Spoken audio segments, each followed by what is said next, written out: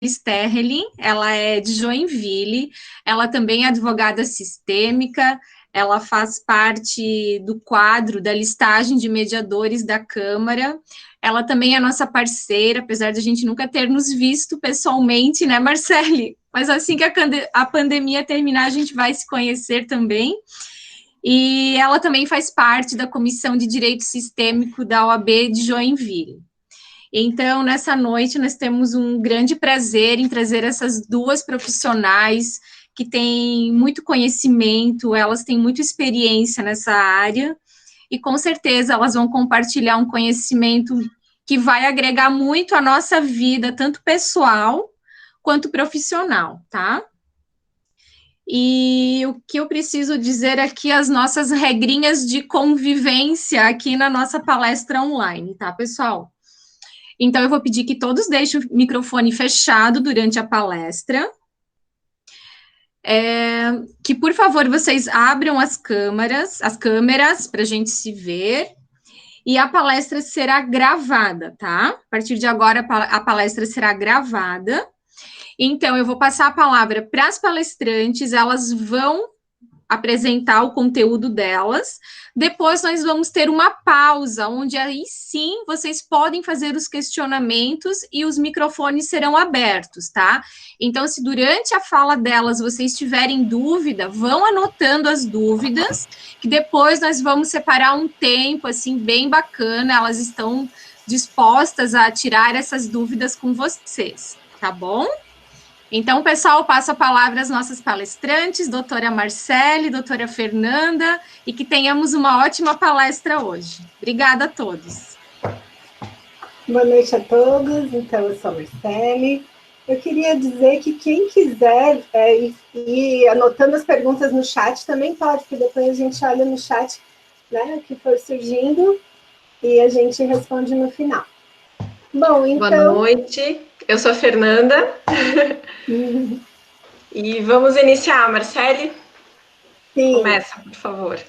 A gente tinha pedido para deixar as câmeras ligadas, porque, assim, pode parecer estranho, mas, assim, a gente consegue se conectar mesmo online.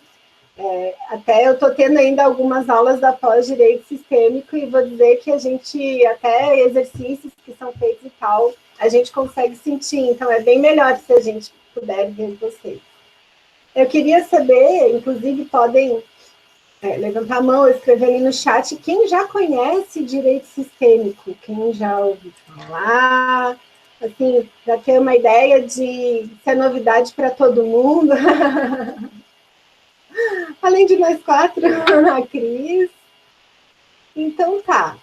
Eu queria dizer para vocês, então, eu vou começar dizendo o que é, né? O direito... vocês me desculpem se eu me perder aqui, porque eu sou a pessoa que ainda permite a entrada das pessoas aqui na sala.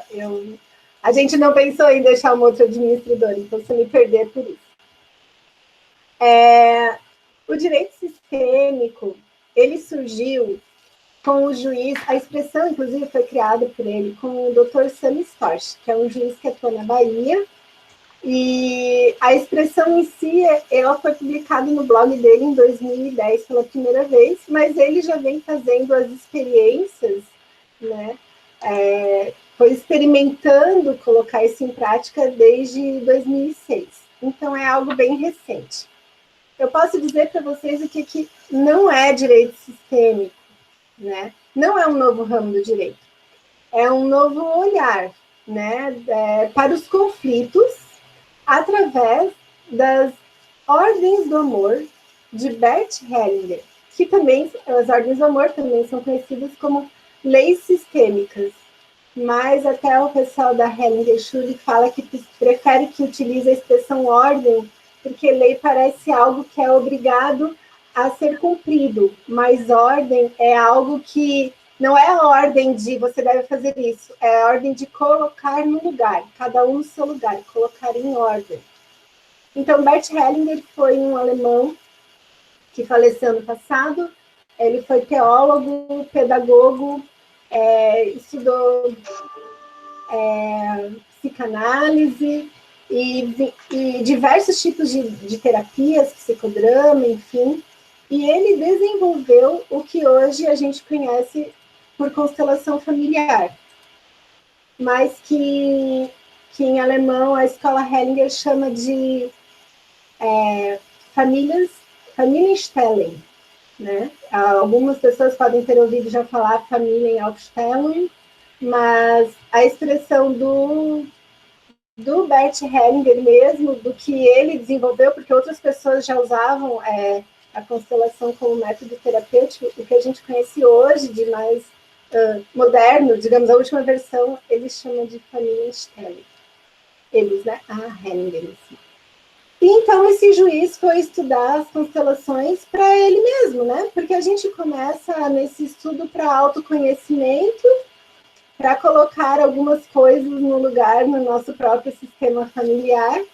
E ele se deu conta que, enquanto juiz da vara da família, ele podia começar a fazer isso nos processos que ele tinha lá. Porque ele percebeu que uma sentença, ela não resolvia os conflitos, né? Não botava fim, resolvia um processo, beleza, mas só que aquelas mesmas partes voltavam reiteradamente,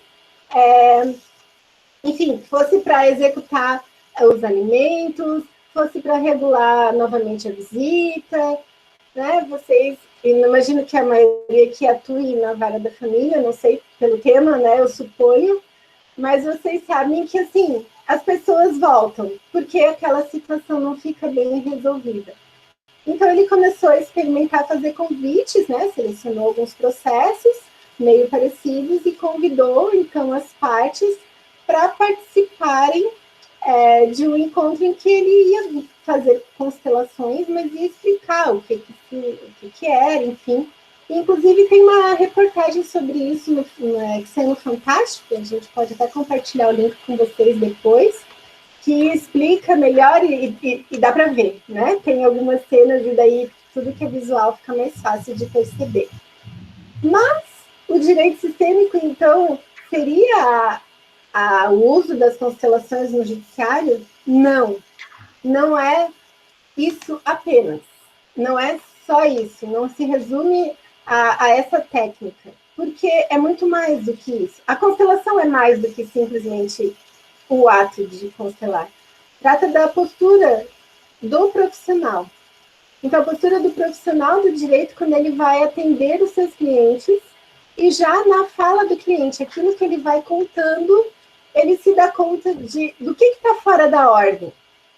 E eu estou aqui falando ordem, quais são essas ordens do amor? E aí eu passo a palavra para a doutora Fernanda, que vai nos explicar, então, as 3 ordens do amor. Boa noite.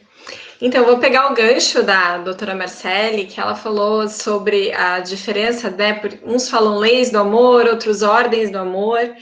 E por que a gente prefere ordem e não lei, né? Isso foi promulgado? Quem que criou essa lei? Na verdade, o Bert, ele foi observando e percebeu que isso era natural, que isso acontecia. Gostando ou não, elas atuam. E a gente pode comparar com a famosa lei da gravidade, né? Eu gostando dela ou não, se eu me atirar do 10º andar de um prédio, ela vai atuar. Então, ele, observando isso, ele estabeleceu essas regras que, se nós não observarmos essas ordens, então nós entramos em desequilíbrio, nós entramos em desarmonia. Quais são essas ordens? A primeira dela é o pertencimento. Todos fazem parte, todos pertencem. Então, dentro de um sistema, nós somos filhos, nós somos também pais, nós somos irmãos, nós somos netos, cada um tem o seu lugar dentro do sistema. Quando eu não observo isso, quando eu não observo que eu faço parte daquele sistema, então o sistema vai tentar fazer com que essa pessoa ocupe o lugar daquele que não é observado, daquele que seria excluído. Então, nós entramos também em conflito. Aqui, falando de casal, né, que é o tema da nossa palestra, a gente poderia citar como um exemplo, no caso do pertencimento, de um casal que já passou por um relacionamento anterior, mas que não honra isso. Então, se eu já tive um primeiro casamento e eu agora estou no segundo, se eu não olho para aquele primeiro casamento, então eu excluo aquilo, há um problema de pertencimento, e isso pode fazer com que no meu atual relacionamento eu tenha conflitos por não fazer aquela observação. A segunda lei, então, seria a hierarquia. O que é isso? Aqueles que vêm antes têm precedência, eles, não poderíamos dizer que valem mais, mas eles, digamos, eles têm prevalecimento sobre aquele que vem depois. Então, assim como quando o meu pai ou a minha mãe falam, né, eles vieram antes, eu baixo a cabeça, o mesmo acontece entre irmãos, né? Aquele que é mais velho, ele vai ter uma preferência sobre aquele que veio depois. E na relação de casal, aí há uma situação um pouco diferente, porque eu não tenho hierarquia entre um casal, entre um marido e uma mulher, né? Os dois se equivalem, mas eles vêm dentro de uma hierarquia dentro do sistema deles e eles se unem ali como casal, como iguais, certo? E se eu não observo isso, então eu começo a entrar em desequilíbrio no relacionamento. Principalmente depois que começam a ter filhos, se eu não olho a hierarquia dentro do casamento e saio do meu lugar, então pode começar uma série de conflitos que depois eu e a Marcele vamos conversar com vocês. E a terceira lei é a lei do equilíbrio. Dar e receber, a troca nas relações, né? Tudo aquilo que a gente faz e gosta de receber de volta. Isso daí gera uma série de desequilíbrios ou não, dependendo da postura que você tiver, porque vamos imaginar em qualquer relação, não só entre casal, né? Quando eu dou um presente para uma pessoa, pode ser um amigo, um colega, a pessoa recebe e pensa, puxa, eu vou dar algo de volta para ela, né? E enquanto você não retribui aquilo que você recebeu, é como se você ficasse em dívida com aquela pessoa. E a pessoa, por outro lado, também espera que aquilo que ela fez seja retribuído de alguma forma. Então, quando a pessoa retribui aquele presente, então todo mundo fica mais leve e a coisa vai andando e acontecendo. Na relação de casal, ela não é diferente, só que ela tem um plus, ela tem o amor envolvido. E esse amor, ele tem um papel fundamental nas relações de dar e receber e de equilíbrio.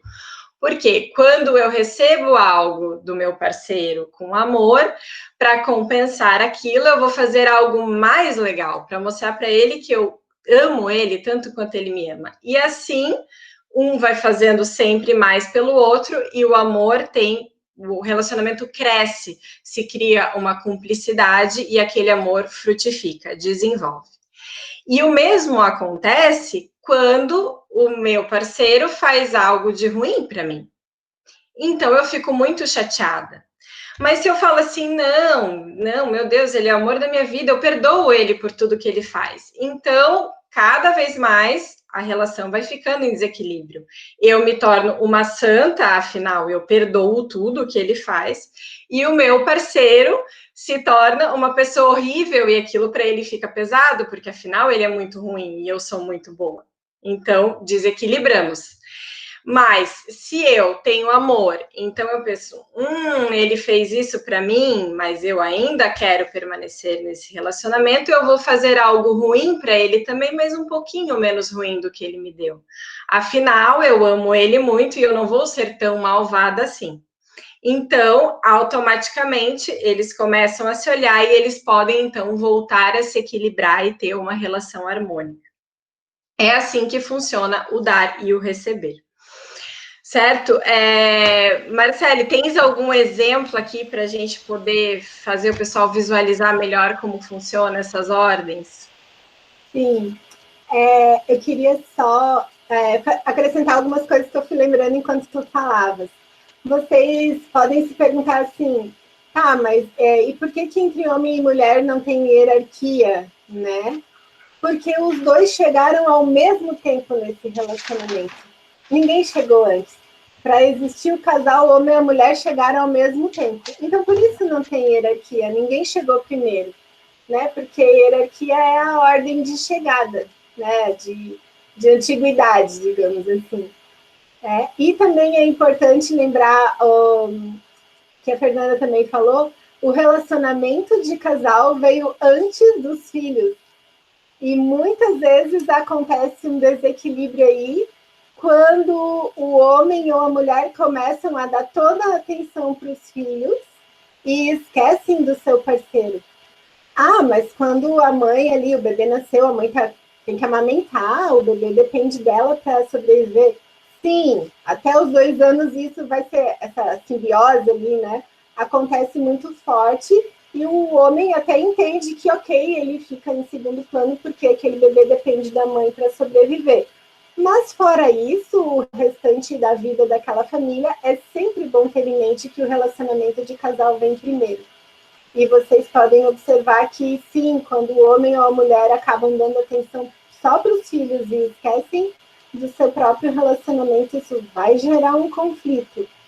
E pode até ser estranho, que a gente não está falando de filhos, mas é a criança, às vezes, que vai mostrar que isso não está funcionando. Né?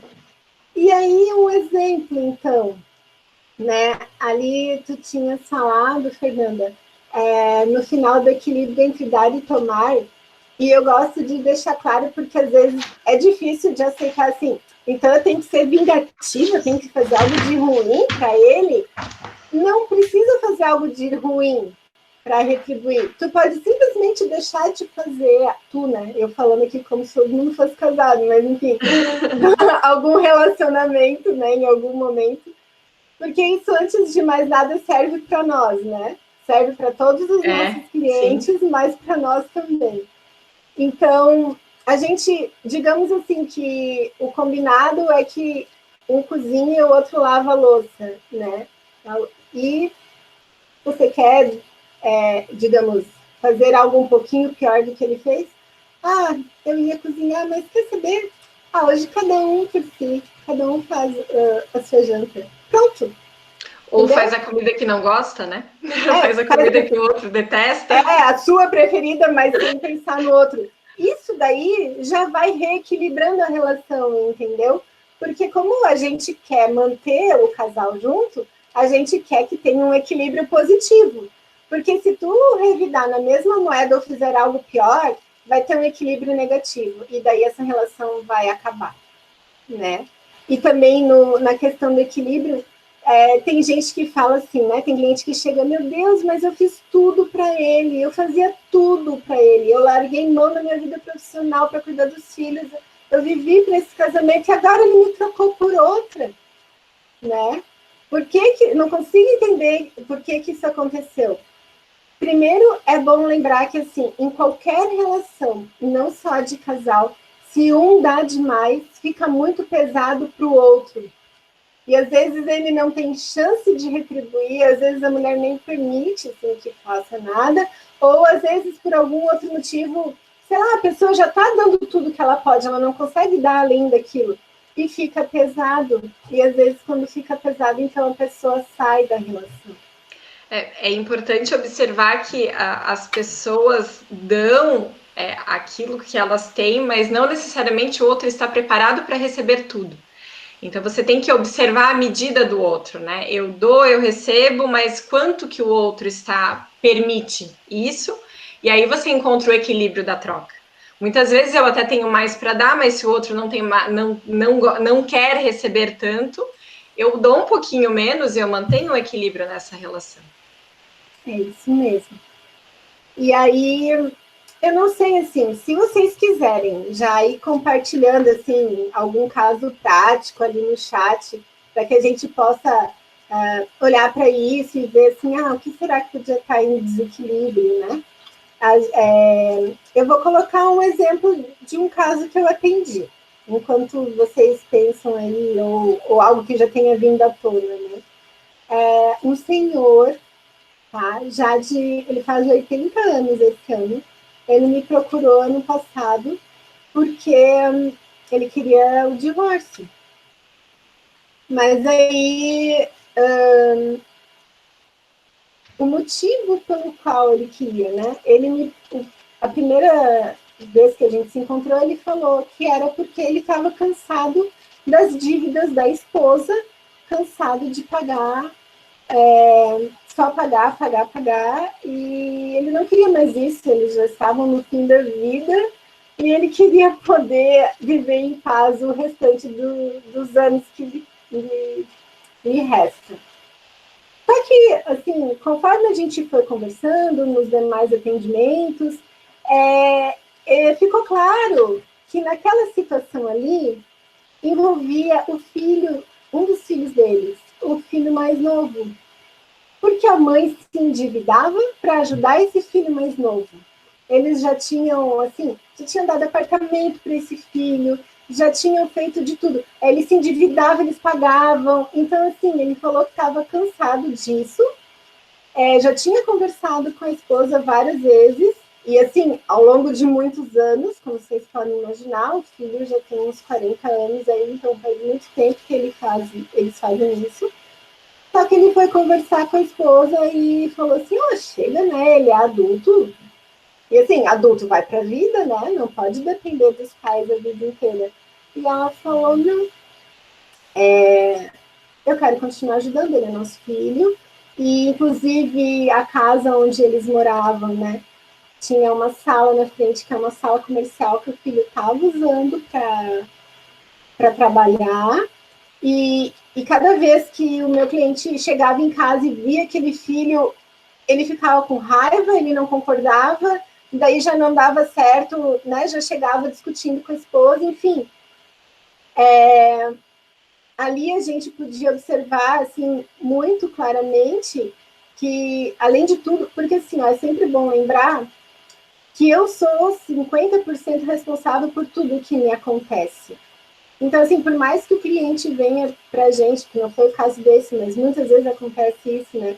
Que venha para a gente na postura da vítima, de coitadinho, né? Tudo é culpa dele ou dela. É sempre bom lembrar que ele fez algo para que chegasse naquela situação e contribuiu para aquilo. E ali, naquele caso, a gente observa um terceiro fator, né? Que seria esse filho que estava fora do lugar de filho, exatamente no meio do relacionamento do pai e da mãe, porque daí ele sempre, então, concordava com tudo que a mãe falava, protegia a mãe, jogava a mãe contra o pai, porque o pai não podia estar fazendo isso, né? Então, assim, o filho que acha que sabe melhor do que os pais o que eles devem fazer, está se sentindo maior que os pais e está fora do lugar. E se os pais permitem, no caso essa mãe estava permitindo, influencia completamente no relacionamento de casal. Aí você vê bem quando há uma digressão da ordem da hierarquia. Né? O pai não estava sendo respeitado e a esposa não respeitava esse marido como igual, né? Ela não considerava as opiniões dele na criação do filho. Então, começou a desarmonia. É exatamente isso. Daí, assim, mas então, trazendo esse olhar sistêmico, que é a proposta desse serviço que a gente está apresentando hoje, né? Então, assim, tem uma situação com o meu cliente e eu gostaria, então, de ver o que está fora da ordem, o que está por trás desse conflito, o que eu não estou percebendo que não está sendo dito, né? Trazer esse olhar sistêmico não quer dizer que todos vão viver felizes para sempre, né? O que vai acontecer, assim, é que tanto o advogado vai se dar conta de alguma situação, assim, que está oculta, quanto o cliente também. E daí, então, a partir desse conhecimento, de dar-se conta de que ocorre isso ali naquela relação, que é aquilo que causa o conflito, então, que passo que eles vão tomar, né? Tanto a parte quanto o advogado, em rumo a que tipo de solução? Porque a gente sabe que soluções tem várias, né? E não quer dizer que o advogado tem a melhor solução, mas através do advogado, o cliente vai ter as orientações técnico-jurídicas para, então, poxa, eu não tinha me dado conta que o que estava atrapalhando a minha relação era o nosso filho, né? Pô, dá para tentar conversar. Vamos chamar para uma mediação. Esse meu caso a gente levou para mediação. Né? Teve, enfim, Foi uma tarde inteira, foi conversado separadamente com cada um, teve muita emoção, ele falou que ainda amava ela, e inclusive, né, muitas vezes, exatamente por amor e para preservar tudo de bom que eles tiveram, que ele resolveu que agora tem que separar, porque ela escolheu o filho. Né? Fazer tudo isso não quer dizer, então, ela vai voltar para ele e final feliz. Não, ela escolheu que ela quer ficar com esse filho, quer proteger esse filho, por algum motivo. E ele resolveu, então, que vai seguir a vida dele. Então, passaram vários meses depois disso, veio a pandemia, e não sei se está acontecendo com vocês, né? Então as pessoas estão vendo assim, ok, chegou o limite, não dá mais, vamos divorciar mesmo. E aí a gente está fazendo o divórcio consensual, mas a gente está trabalhando nisso nesse momento.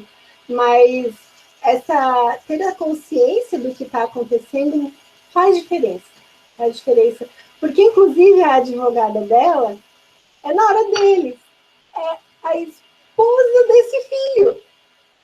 E aí, quando acabou a sessão de mediação, ela veio falar para mim, nossa, mas não é à toa que ele te escolheu para ser advogada, né?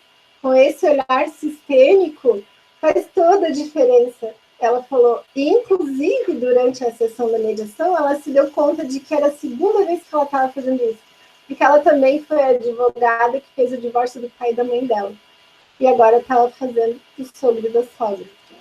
E assim, mas o que né, tem de mágico nisso? Gente, é a mudança interna, uma transformação. Ela ter se dado conta disso que ela falou no final, já fez com que ela se tornasse mais colaborativa para que a gente conseguisse fazer esse divórcio de forma consensual, sabe? Inclusive, ela ouviu coisas ali que ela falou, eu não sabia que tinha tudo isso envolvido. Eu não sabia que ele estava há tantos anos ajudando financeiramente o filho, que é o meu marido, né? Enfim, faz diferença. Esse olhar, né, ele é muito sutil e ele diferencia o litigioso do consensual, né? Porque ambos envolvem amor, ambos envolvem a dor da separação, de deixar tudo para trás. Mas quando você enxerga o que está atuando, então você ganha força para seguir o novo caminho. Muitas vezes você vê assim, mas e se ela fizesse diferente? Bom, mas muitas vezes ela não consegue fazer diferente. Então, a pessoa que enxerga isso, ela vê que não adianta ela ficar ali sofrendo, envolvida. O que grande parte das vezes acontece no litigioso? A pessoa não enxerga por que ela está ali, mas ela quer se manter vinculada àquele amor. Então, eu não libero o outro para seguir a vida e eu fico ali sempre brigando. Eu faço do processo uma forma de manter esse vínculo.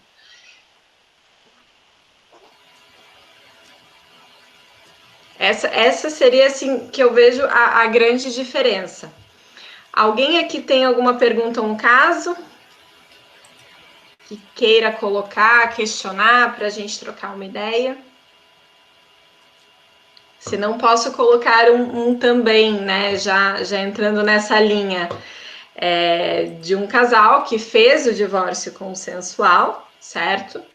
E ficou fixado pensão por um período tanto para a ex-mulher quanto para os filhos.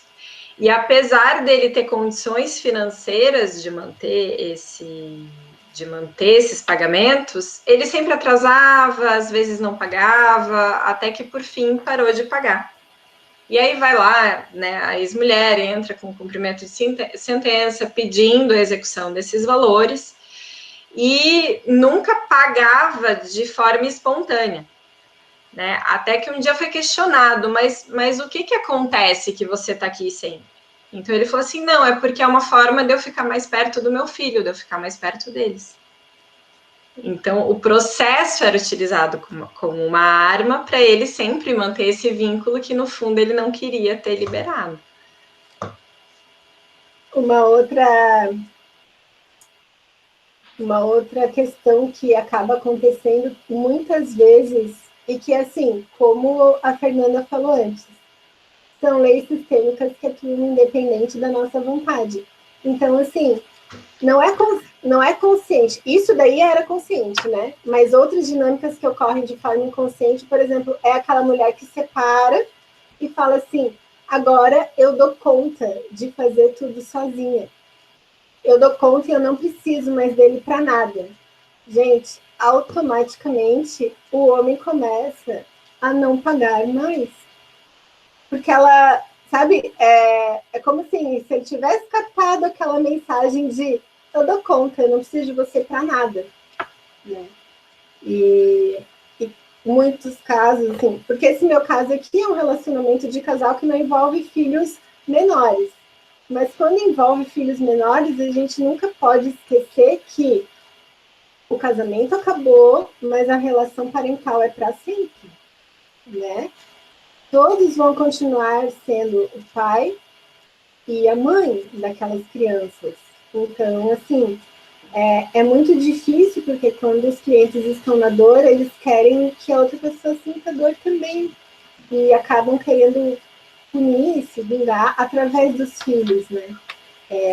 Através de não pagamento de pensão, por exemplo, é uma das situações, entre várias outras que a gente conhece também.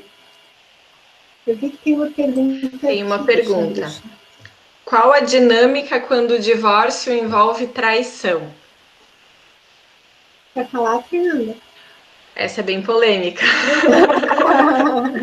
Essa é bem polêmica. É claro que existem várias nuances, né? É difícil você falar sobre uma coisa só, né? Mas quando a pessoa vem para uma relação de casal, ela traz uma história no sistema dela. Cada um traz a sua história, né? E muitas vezes nessa história, essa pessoa ela ainda está vinculada a alguma situação com o pai, alguma situação com a mãe, alguma situação com os irmãos, e não necessariamente ela entra nessa relação inteira, né? E conforme o tempo vai passando, às vezes ela não olha para esse parceiro, ou o parceiro não olha para essa parceira de forma completa. E é como se ficasse uma brecha ali naquele local que o parceiro deveria ocupar. Então, muitas vezes, aquele que está sentindo a falta, ele começa a olhar para o lado, ele começa a buscar aquilo que falta para preencher aquele espaço. Né? E aí, essa é uma das dinâmicas possíveis da traição. E muitas vezes, quando ocorre a traição, dependendo da situação, esse parceiro que foi traído, se ele observar algo, então talvez haveria uma chance de salvar esse casamento, né?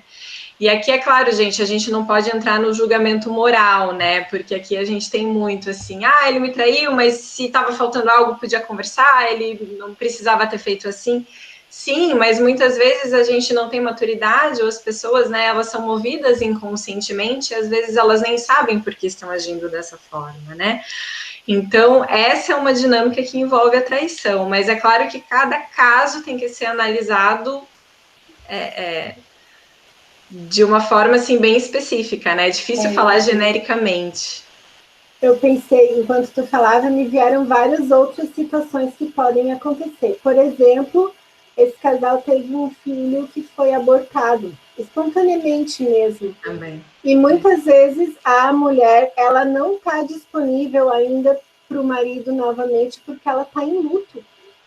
Ela está em luto por aquele filho perdido. E o luto, a gente sabe que o processo de luto ele pode durar até 2 anos. E às vezes o marido não se dá conta, porque a própria pessoa que está vivendo não se dá conta, né? Quem dirá o parceiro, porque é tudo muito profundo. E não se dá conta, e assim, ela não me quer mais, ela não olha mais para mim, eu vou procurar alguém fora. E até o procurar alguém fora, às vezes, é de forma inconsciente. Quando vê que está envolvido, não foi assim, eu vou lá porque ela não está mais me dando atenção. Né? Antes, quando a Fernanda falou também de honrar o parceiro anterior, é que às vezes numa relação de casal a pessoa chega, isso tanto homem como mulher, e quer ser tratado como se fosse o primeiro e único. E às vezes ficou ali uma história mal resolvida com o parceiro anterior, e E, inclusive, dependendo da forma que acabou aquela relação, se não foi de uma forma respeitosa, se foi envolvendo brigas, ou se a pessoa simplesmente foi embora e nem deu satisfação, isso pode vir a interferir no relacionamento atual, tá? Porque, às vezes, as dinâmicas se repetem, né? Se a pessoa não conseguiu resolver aquela situação mal resolvida naquele relacionamento, pode repetir esse padrão no novo relacionamento e até que ela resolva olhar para aquilo e assumir aquilo, olhar para aquilo como um adulto.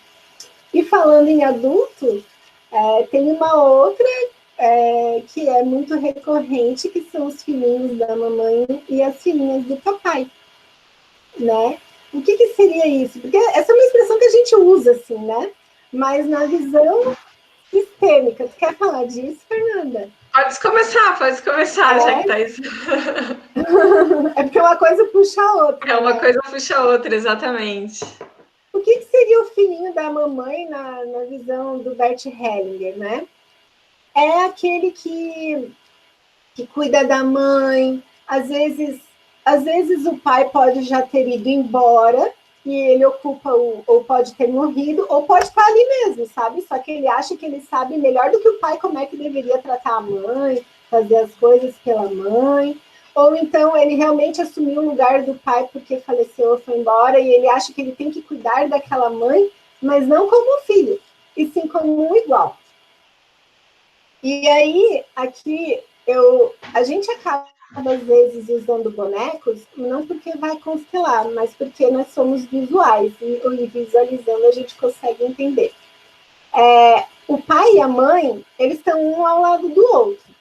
E o filho está à frente, porque ele veio depois. Então, assim, atrás estão os avós, bisavós, né? É como se fosse uma escadinha, assim, e, né? Quanto mais antigo, mais acima, e o filho mais abaixo. Quando o filhinho da mamãe a gente fala que está fora do lugar, porque ele está na mesma linha dos pais, ele está aqui no meio do pai e da mãe. Ele não está ali no lugar onde seria dos filhos. E aí, ele não está disponível para encontrar uma pessoa que já foi para a vida e está no adulto. É bem provável que ele vai encontrar uma filhinha do papai, que repete esse padrão, só que com o masculino. Que também acha que, meu Deus, a minha mãe é uma grossa com meu pai. Ela não sabe tratar ele. Olha o jeito que ela fala. O Bert fala que o primeiro amor da vida do menino é a mãe, né? E para ele tem que renunciar a esse amor da mãe para então ir à vida, aprender a ser homem com o pai e poder se relacionar como adulto. Quando não há essa renúncia do primeiro amor, né? Quando ele não renuncia à mãe, então ele permanece ali, é como se ele já tivesse uma parceira. Então, quando ele encontrar outras parceiras ou uma parceira, ele não vai respeitar aquela parceira da forma adequada. E aí ele vai sempre entrar na seara da traição, no desequilíbrio, né? Porque ele não vai considerá-la de fato a parceira dele. E o mesmo acontece com a filhinha do papai, né? O pai é o primeiro amor da filha mulher, então ela tem que renunciar a esse amor, aprender a ser mulher com a mãe, para então encontrar um parceiro que tenha uma relação harmoniosa. Pode continuar, Marcela. E daí, assim, quando a gente fala de ir para a vida, de se tornar adulto, né? Quando a pessoa está na postura da criança, às vezes, assim, o que levou aquela pessoa a casar, né? Ela queria a mulher queria alguém que cuidasse dela como um pai. Não, se ela vê o marido como um pai, ela não vai conseguir se relacionar com o representante do pai dela, né? E o marido vai ver que a esposa não está ali disponível como uma parceira. Às vezes tem homens também que procuram uma mulher para cuidar como se fosse a mãe, né? E daí também, se ela representa a mãe para ele, como é que vai ter uma relação saudável de casal? Então, assim, são muitas dinâmicas que acontecem nas relações de casal e não tem, assim, quando acontece isso, é isso. Quando acontece isso, é isso. Não. cada caso é um caso, e às vezes são várias dinâmicas que estão envolvidas na casa. É muito difícil olhar para o casal sem olhar para a família deles, sem olhar para aquilo que conduziu eles para aquela relação. Então, cada caso é bem específico. Uhum. Não sei se vocês querem fazer mais alguma pergunta. Quer fazer o exercício, Marcele? Dá para fazer, mas eu lembrei de mais uma coisinha. Eu lembrei da boa e da má consciência que o Bert Hellinger também descobriu que existe, né? Em todo o sistema familiar. Então, assim, a boa consciência são aquelas regras da sua família, tá? Minha família tem algumas regras e que se eu segui-las, eu estou na boa consciência do meu sistema familiar e tudo aquilo que eu aprendi com eles eu acho certo, então é isso aí. Aí eu vou conhecer um homem que tem todos os ensinamentos, com toda a bagagem do sistema familiar dele, com todas as crenças daquele sistema, e que daí é a boa consciência, se ele continuar fazendo tudo como sempre foi do sistema dele. Quando se encontra, é claro que não vai ser tudo igual, né? E se cada um não ceder um pouquinho, não ousar fazer um pouquinho diferente do seu sistema, do que o seu sistema ensinou que era certo, esse relacionamento é bem provável que tenha muitos conflitos. Aí o Bert Hellinger falou que teria, então, a má consciência que ele vê isso como sendo uma coisa boa, né? Apesar do nome má. É porque ela é má em relação ao sistema familiar da pessoa, né? Então, assim, com todo respeito e honra ao meu sistema de que vocês me ensinaram isso, tudo como sendo certo, eu ouso fazer um pouquinho, eu vou ceder para fazer do jeito que para mim e para o meu marido funciona, para nós é certo, e esse vai ser, então, a forma que o novo sistema que a gente está criando vai funcionar. E cada vez que a gente discorda um pouquinho da nossa família, vai dar um desconforto, porque a gente queria sempre ser aceito e pertencer. Só que, assim, a gente não vai deixar de pertencer se fizer um pouquinho diferente, né? Só que é por isso que dá esse desconforto, assim, eu vou fazer uma coisa que é contrário ao que a minha família acredita como certo, mas é o que eu e meu marido, a nossa nova família, o novo sistema que a gente criou, acreditamos que é certo. E por isso a gente vai fazer um pouquinho diferente, cada um do seu sistema.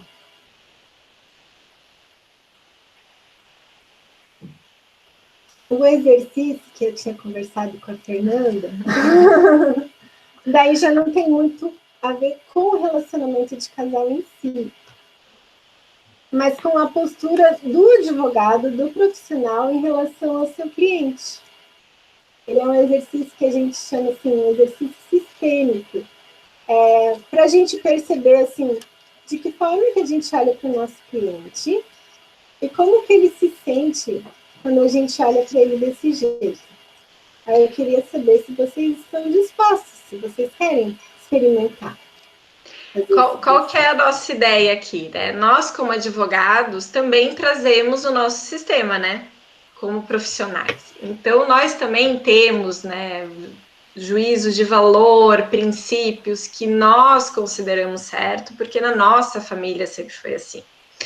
Então, muitas vezes chega um cliente para nós com uma situação e a gente pensa, ai, nossa, que difícil, coitado, gente, eu não queria estar no lugar dele, que pesado. E o que isso faz com o cliente, né? E será que muitas vezes no nosso atendimento nós não insistimos para que o cliente faça algo que nós consideramos certo, que nós como advogados, olha, mas isso aqui talvez é melhor do que o que você está pensando. E automaticamente a gente diz para o cliente fazer algo que no primeiro momento ele nem queria. Mas eu insisto tanto que tá bom, então eu vou fazer. E aí, como que fica para nós e para o cliente essa situação? Que peso que isso tem? Então, a minha ideia da Marcele aqui é fazer um exercício para que vocês sintam em vocês, como profissionais, se isso é pesado ou é leve para vocês, a forma de atuar nesses casos. E assim, aqui não tem certo e errado, tá? Não quer dizer, então eu estou fazendo tudo errado, elas estão querendo me dizer como é que eu devo atuar. Não, não é isso. É que a gente percebeu que, assim, muitas vezes, quanto mais a gente se emaranha no caso do cliente, mais pesado fica, e no fim do dia, nossa, cada vez que eu tendo aquele cliente, parece que me suga todas as energias, o que está acontecendo? Às vezes a gente não enxerga no cliente toda a força que ele tem. Né? A doutora Vanessa Alfieri, que é uma juíza maravilhosa, que tem o celular sistêmico, ela é de São Paulo, ela fala assim, quando eu sinto pena do cliente, na verdade eu estou sentindo pena de mim. Porque eu, naquela situação, talvez não conseguiria resolver. Mas só que, se está acontecendo com ele, é porque ele tem toda a condição de resolver. E eu preciso ver essa força nele. Vocês topam fazer esse exercício? Vocês querem sentir no corpo? Quem não quiser, fica sentado e vê a gente fazer. Porque ele é de pé, então eu convido vocês, quem quiser, a se levantar, tá? Vou ver aqui se dá para vocês me veem. Então, assim, imagina que na sua frente está o seu cliente, tá? E ele veio, eu vou falar de frente para vocês, mas vocês ficam aqui de frente para o cliente, não precisa olhar para mim. E imagina que ele chega contando toda aquela história difícil. Imagina que é uma mulher que sofre violência doméstica, né? O marido bate e tudo, e ela vem contando toda aquela história, e você está olhando para ela assim, nossa, mas coitada, olha só tudo que ela passa. Nossa, o que eu vou poder fazer para salvar ela? Porque eu preciso tirar ela dessa situação. Eu preciso mostrar para ela que isso está errado. Ela não pode aceitar isso. Ela não pode deixar que ele faça isso com ela. Não, a gente tem que ir para a delegacia, ela tem que fazer um BO, ela tem que sair correndo de casa, esse homem precisa ser preso, não, isso está tudo errado. Coitada, olha só, está com o olho roxo. Não é possível que isso continue assim, desse jeito. Eu vou salvá-la. Eu vou fazer de tudo para salvá-la, para ela sair dessa situação. Tá? Esse foi você. Agora, eu vou convidá-los para, então, mudar de lugar. E vocês vão ficar, então, no lugar da cliente, que sofre essa violência. Inspirem. Inspirem. E agora vocês estão aqui no lugar da cliente. E vocês estão ouvindo tudo aquilo que o advogado que ela procurou está falando. Está tudo errado. Coitada de você. Você não devia aceitar que ele te trate assim. Você precisa ir na delegacia. Isso é muito grave. Coitadinha. Nossa, que dó. Você deve estar sofrendo muito. Você tem que ir na delegacia. Você não pode permitir que ele faça isso. Você não vai dar conta. Eu estou aqui para te salvar. Vamos acabar com ele. Eu vou fazer de tudo para que esse cara não saia impune. Eu vou resolver isso para você. Porque você não dá conta. Você não consegue. Agora eu convido vocês para... Assim, daria para fazer uma segunda parte, mas eu acho que para mostrar isso que a gente quer, é suficiente. Convido vocês para voltarem aqui. E quem quiser compartilhar, para dizer se conseguiu sentir alguma coisa, estando no lugar do cliente, o cliente que percebe o advogado dessa forma. Assim, querendo salvar e que olha ela como uma coitadinha que não consegue resolver os seus problemas. Quem realizou esse exercício, como é que foi estar no lugar da cliente e ouvir isso? E muitas vezes não é nem ouvir, né, gente? É só a postura, a pessoa só pensa, ela só olha para o cliente assim com pena, né? Nossa, eu me senti péssima. No lugar de cliente, eu tive vontade de sair correndo. Mas alguém gostaria de falar? Eu me enfraqueci, eu tive que sentar. Eu fiquei assim com falta de ar, eu fiquei mole, assim, eu perdi totalmente a minha força e tive que me ajoelhar até. Aqui, ó, teve uma pessoa que falou sentimento de estar fora do lugar.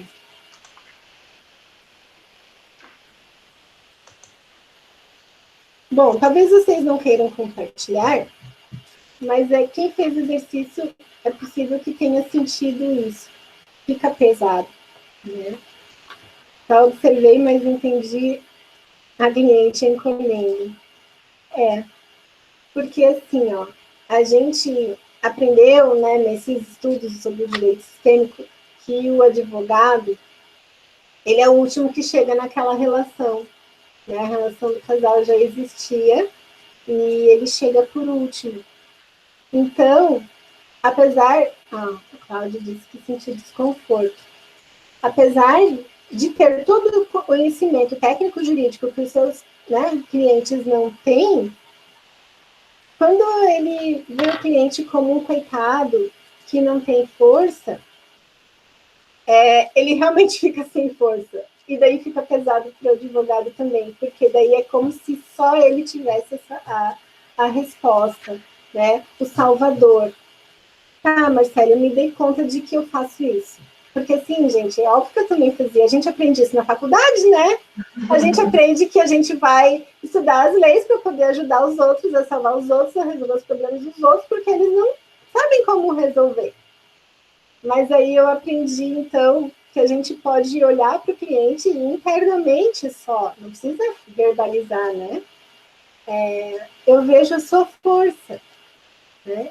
Você dá conta.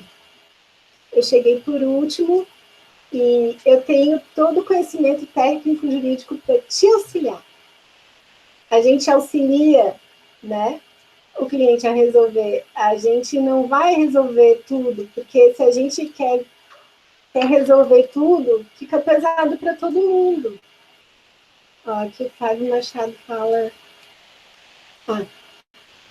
acreditar e lembrar da regra de 50%, concorrência para a corrida, ajuda a evitar isso em parte, né? Sim, porque se a gente resolve...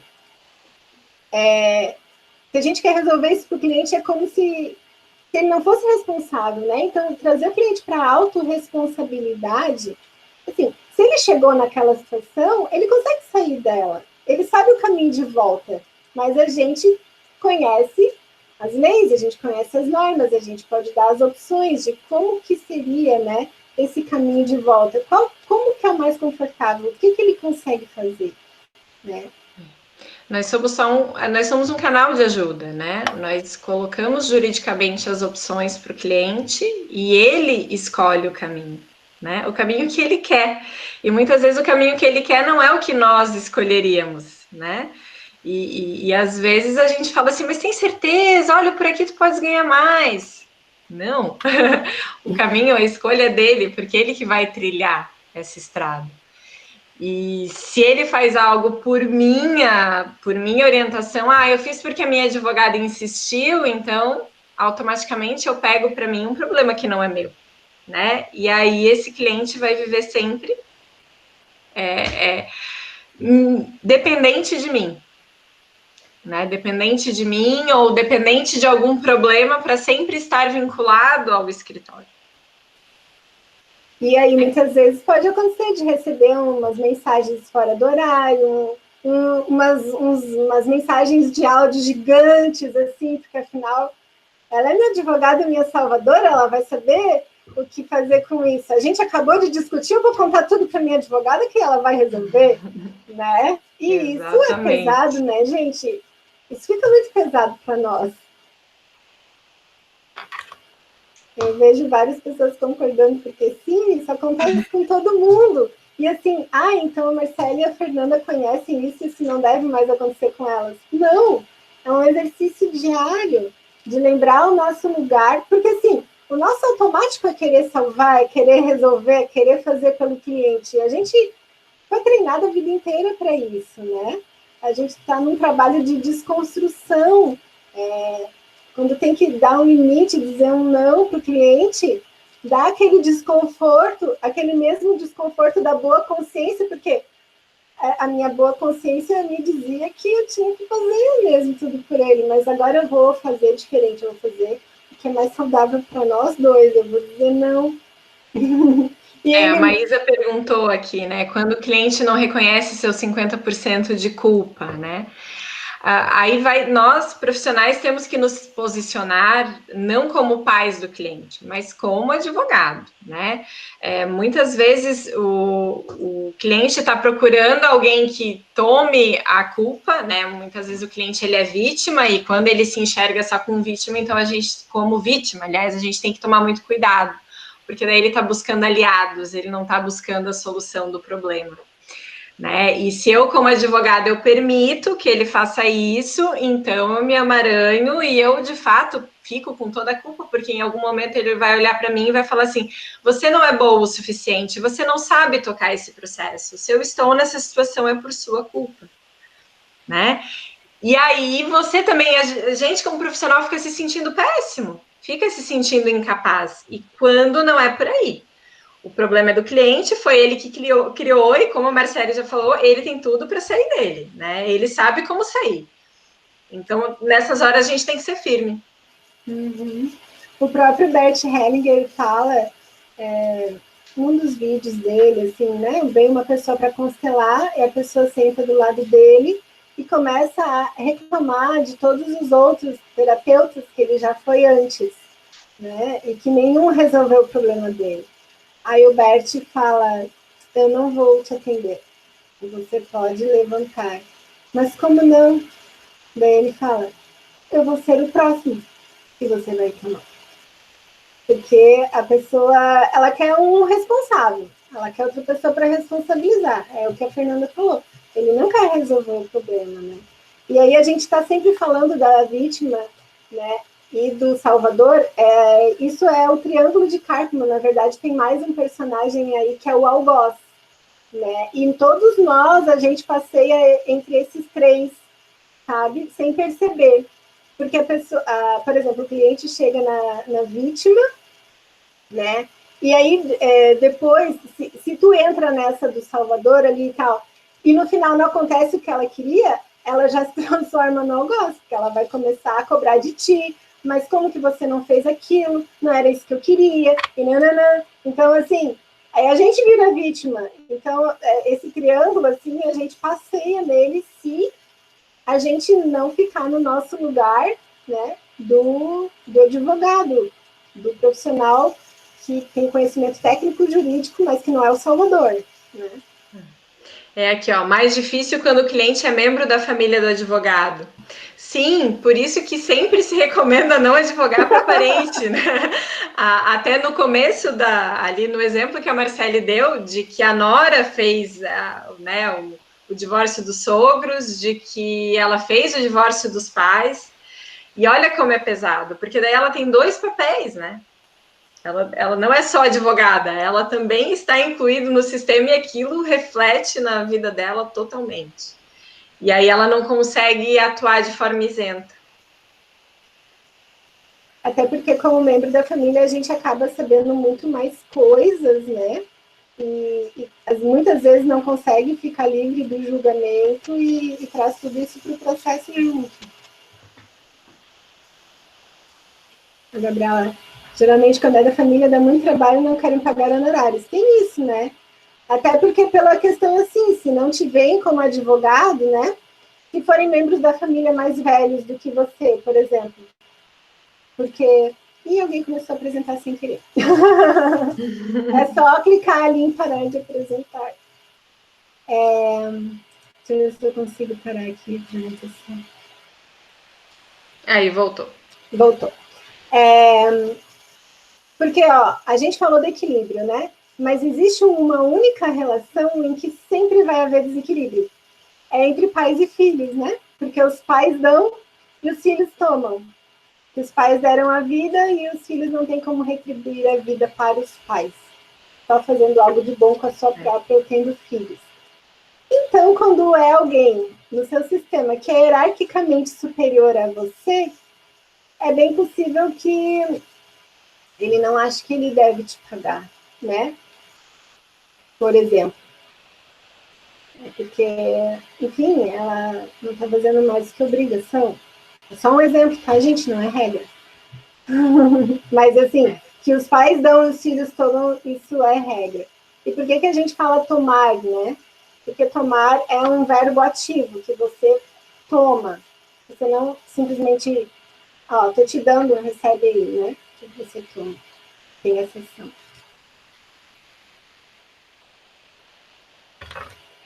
Pai e mãe é como se fosse uma manancial, né? A gente sempre vai tomar.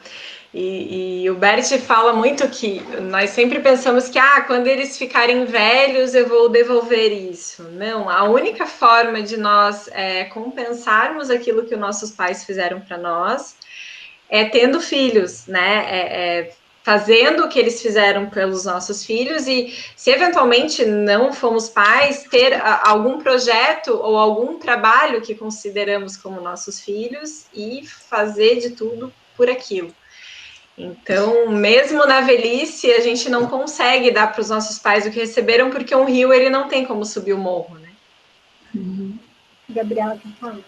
Tomando a deixa, pessoal, eu sei que tá maravilhoso essa palestra, não sei se para todos, mas eu tô aqui, já fiz várias anotações, 3 páginas de anotações, mas já estamos em 1 hora de palestra. Quero ver com vocês, agora a gente faz a nossa pequena pausa e depois abrimos para as perguntas, ou se vocês têm ainda alguma coisa que vocês querem colocar, Marcelo e Fernanda. Estamos abertas às perguntas. Sim. Tá, eu só vou passar a palavra para a Amanda, que ela ainda quer fazer umas colocações, aí a gente vai abrir espaço para as perguntas, tá bom, pessoal?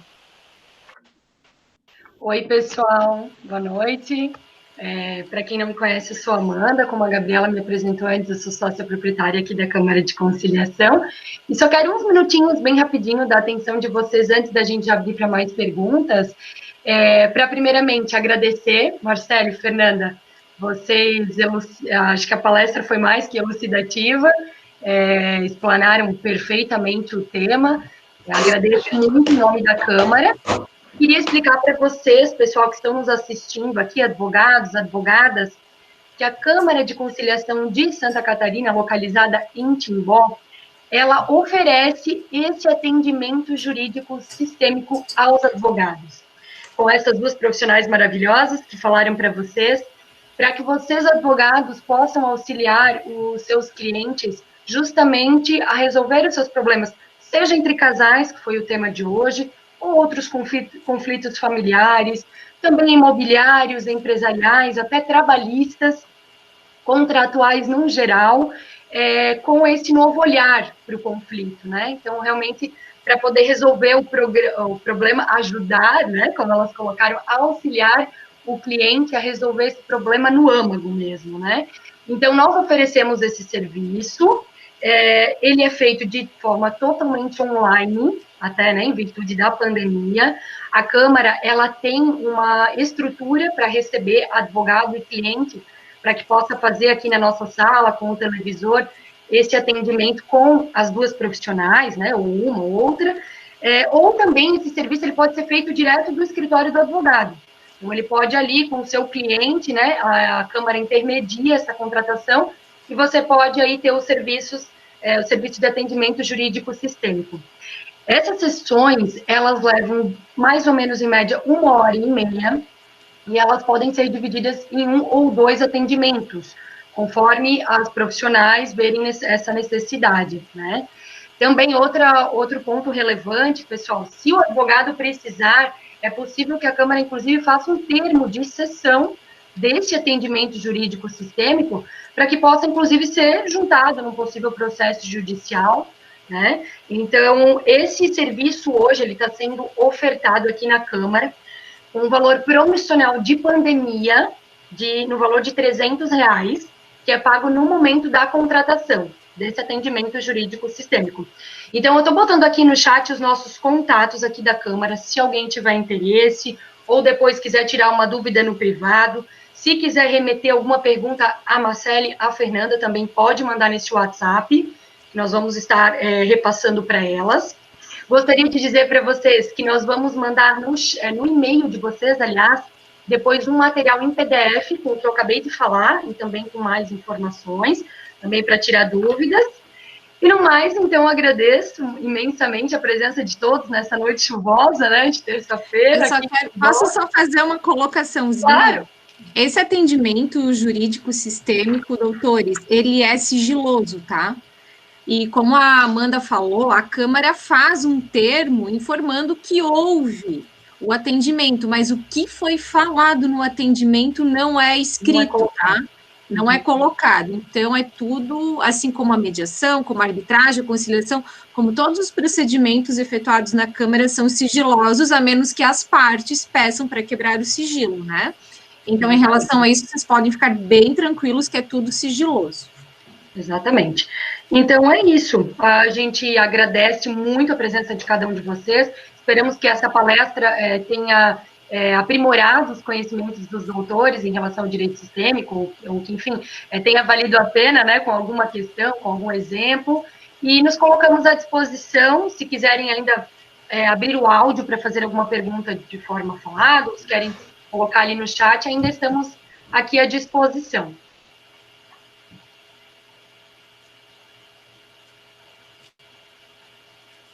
Não sei se alguém tem alguma dúvida. Alguém quer colocar algum caso prático, advogados que está com algum processo um pouquinho trancado, se quiser, às vezes, trazer, elucidar, a gente pode trocar uma ideia. Algum exemplo? Ai, pessoal, vamos conversar um pouquinho, vamos interagir.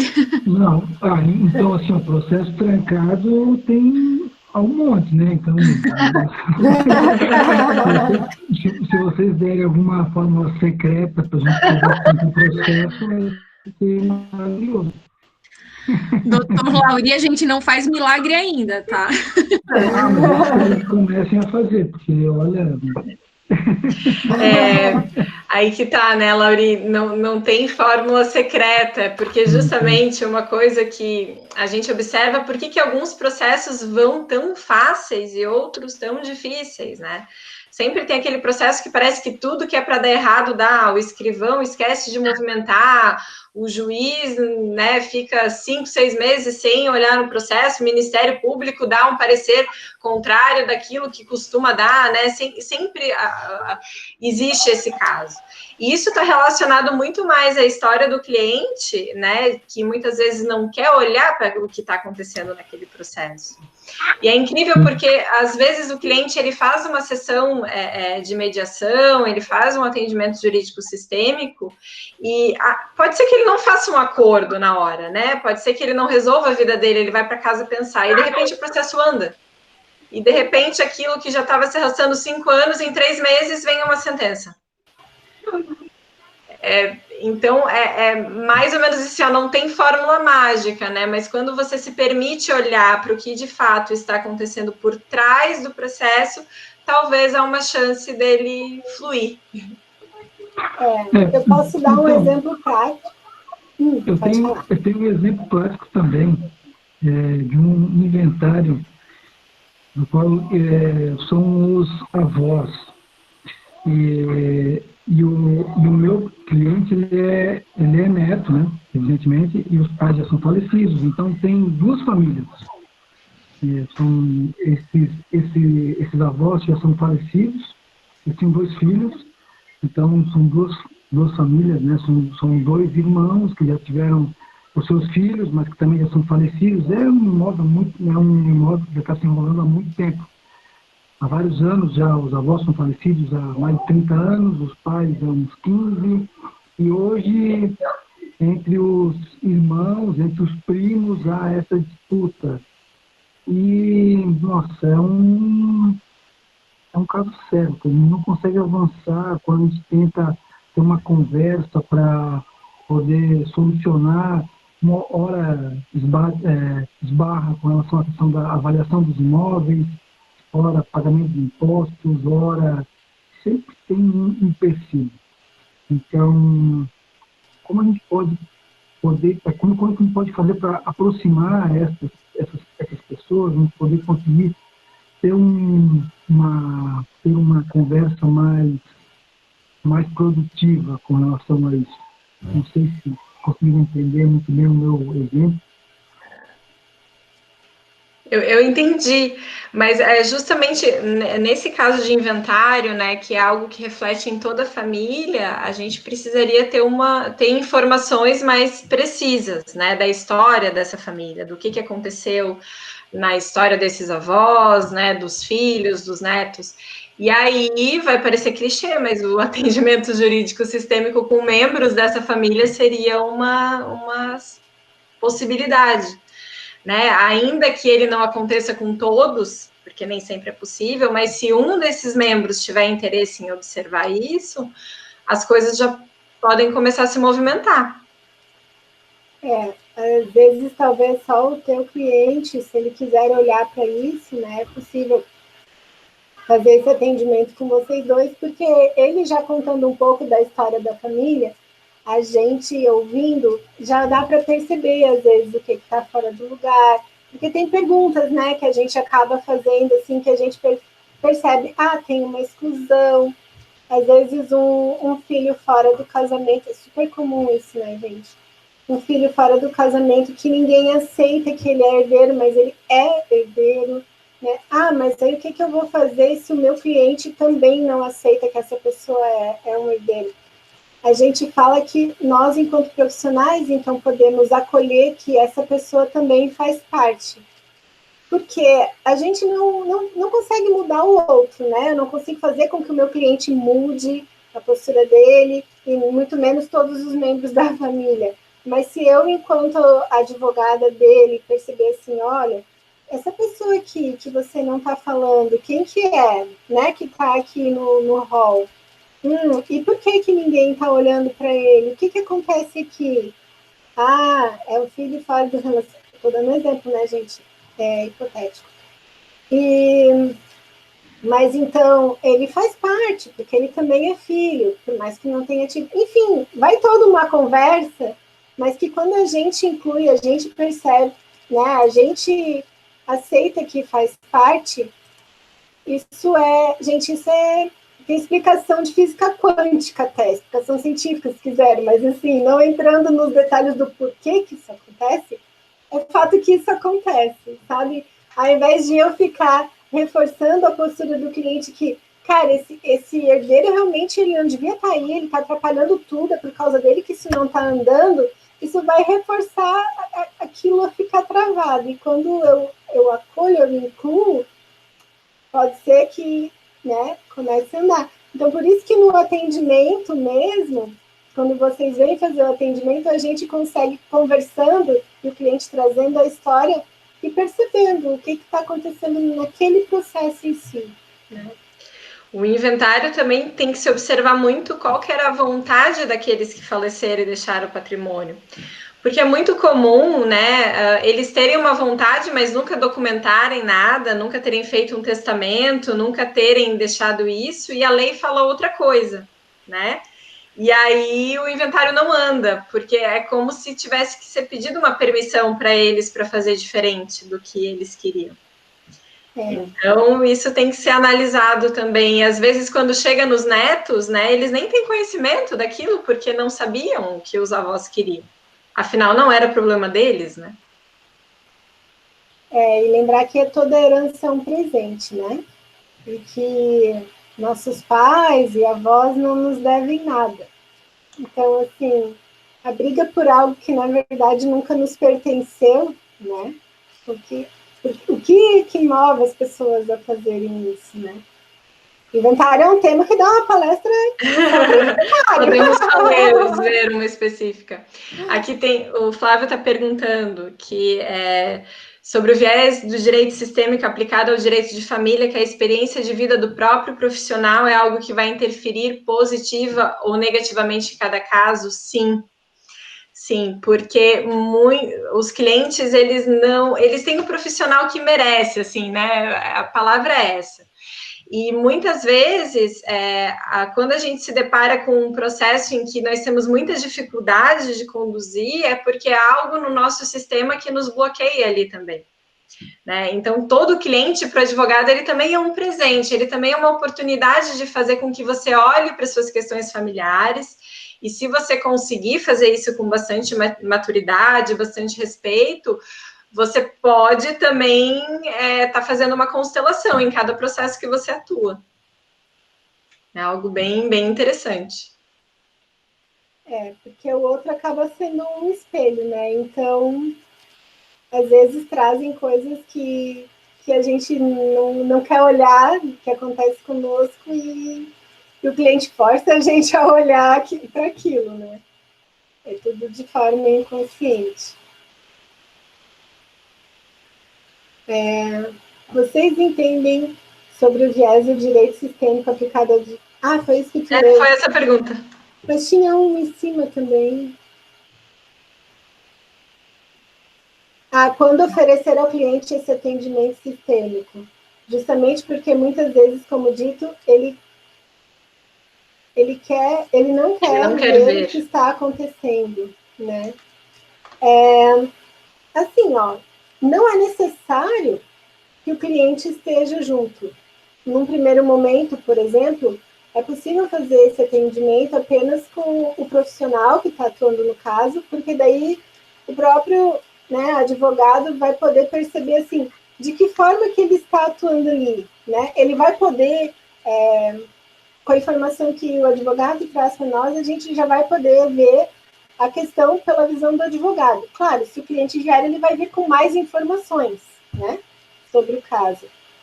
Digamos assim, é um atendimento sem o cliente pela ótica do advogado e o atendimento com o cliente pela ótica do próprio cliente, assim. Mas tem como ser sem o cliente num primeiro momento, a gente pode auxiliar, mostrar o que está acontecendo ali. Às vezes você pode, então, atender o cliente com esse novo olhar, com essas nuances, essas dinâmicas, né, tendo entendido o que acontece, e pode ser que ele aceite, pode ser que não seja mais necessário, enfim. Como eu falei, como a gente não muda o outro, né, a simples mudança da nossa postura já vai refletir, já vai ter uma mudança, né, enfim, na conversa com o cliente, em como vai se desenvolver o processo, nos próximos passos que vão ser tomados.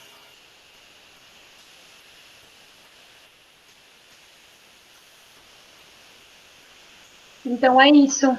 Alguém tem mais alguma dúvida? Mais algum questionamento? Também a gente permanece, né? Reitero que permanecemos à disposição ali no WhatsApp, nos telefones. Então, vamos encerrar a palestra de hoje. Não sei, Gabriela, quer falar mais alguma coisa? Eu quero agradecer novamente a todo mundo que participou, ficou essa hora e meia aqui conosco. Agradecer imensamente a Marcela e a Fernanda, que foi sensacional. Espero que tenha ajudado todo mundo de alguma forma. Eu, particularmente, eu sempre acho que essas lives, essas palestras, tudo que é de direito sistêmico acaba contribuindo para nós como pessoas e que acaba refletindo em nós como profissionais. Nós mudamos a nossa postura como pessoa, a gente passa a lidar diferente com o marido, com o filho, com a família, aí a gente consegue colocar isso no dia a dia para lidar diferente com os clientes e com os problemas que as pessoas nos trazem. Que todo mundo aqui trabalha com problema. E tem dias que realmente é muito difícil, é muito pesado, e a gente ter esse conhecimento faz toda a diferença na hora de não misturar, de não se emaranhar ali no problema do cliente, né? E de também conseguir auxiliar a resolução dos conflitos, né? Então é isso, eu só tenho a agradecer a todos que participaram, que confiaram no nosso chamado para a palestra, agradecer a Fernanda e a Marcele, e tomara que a gente faça mais alguma outra nesse sentido, né? Quem sabe sobre inventário, quem sabe sobre algum outro tema. É isso aí, acompanhe o nosso Instagram que a gente sempre publica lá. Isso. Tá? E que como a Amanda o convite. falou... Pode falar, Isso. Fernanda. Eu agradeço o convite e estamos à disposição. Se o pessoal quiser outras lives, quem sabe sobre sucessões, a gente já tem aí uma tema. Verdade. Eu queria agradecer também a participação de vocês, é fundamental para que a palestra flua, até para saber dos interesses, das necessidades, né? Inclusive, assim, se quiserem no Instagram sugerir os novos temas ali na Câmara, daí a gente vai vendo o interesse e a gente pode ter novas conversas nesse sentido também. Com certeza. Então tá, pessoal, obrigada a todo mundo que está fazendo elogios aí no chat, estamos lendo todos com muito carinho. Uma boa noite para vocês e um bom resto de semana a todos. Boa noite, Boa pessoal. noite. Obrigada. Tchau, tchau. Boa noite.